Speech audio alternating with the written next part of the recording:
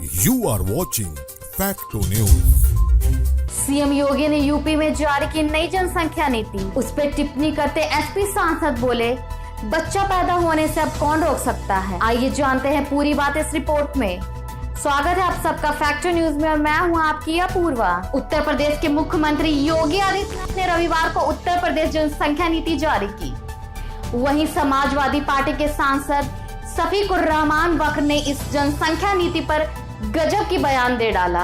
वक्र ने उत्तर प्रदेश में प्रस्तावित जनसंख्या कानून पर कड़ी प्रतिक्रिया व्यक्त करते हुए कहा कि कानून बनाना तो सरकार के हाथों में है, लेकिन जब बच्चा पैदा होगा तो उसे कौन रोक सकता है। मुख्यमंत्री ने अपने पंच कालिदास मार्ग स्थित सरकारी आवास पर विश्व जनसंख्या दिवस के अवसर पर उत्तर प्रदेश जनसंख्या नीति जारी करने के बाद आयोजित समारोह में बढ़ती जनसंख्या की समस्या के प्रति स्वयं तथा समाज को जागरूक होने का प्रण लिया। वहीं सपा सांसद ने संभल में पत्रकारों से कहा कि जहां तक योगी जी, मोदी जी, मोहन भागवत जी का ताल्लुक है तो इनके तो बच्चे ही नहीं हैं, इन्होंने शादी ही नहीं की। बताओ, सारे हिंदुस्तान को बच्चे पैदा करने नहीं दोगे तो कल को किसी दूसरे मुल्क से मुकाबला करने की जरूरत पड़ी तो लोगों को कहां से लाओगे। वक्र ने भी विरोध जताते हुए कहा, इस्लाम और कुरान शरीफ में यह अल्फाज है, इस दुनिया को अल्लाह ने बनाया है और जितनी रूहें अल्लाह ने पैदा की है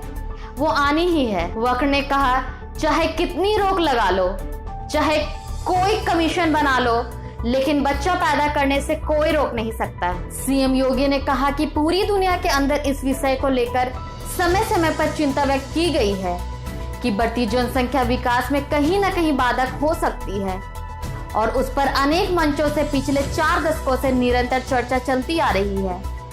गौरतलब है कि उत्तर प्रदेश राज्य विधि आयोग उप राज्य की जनसंख्या के नियंत्रण, स्थिरीकरण और कल्याण विषय पर काम कर रही है तथा एक विधेयक का प्रारूप भी तैयार किया गया है। विधि आयोग ने इस विधेयक का प्रारूप अपनी वेबसाइट पर अपलोड किया है और 19 जुलाई तक जनता से इस पर राय भी मांगी गई है। इस विधेयक के प्रारूप के अनुसार इसमें 2 बच्चों से अधिक होने पर सरकारी नौकरियों में आवेदन से लेकर स्थानीय निकायों में चुनाव लड़ने पर रोक लगाने का प्रस्ताव है और सरकारी योजनाओं का लाभ न दिए जाने का भी जिक्र है। आखिर क्या है जनसंख्या नीति का मकसद? जनसंख्या नीति के बारे में राज्य सरकार के प्रवक्ता ने कहा कि उत्तर प्रदेश जनसंख्या नीति का मूल लक्ष्य यह है कि सभी लोगों के लिए जीवन के प्रत्येक चरण में जीवन गुणवत्ता में सुधार हो और साथ ही साथ सतत विकास के लिए व्यापक एवं समावेशी दृष्टिकोण से चीजें आगे बढ़ें। राज्य सरकार के प्रवक्ता ने बताया कि लक्ष्य की प्राप्ति के लिए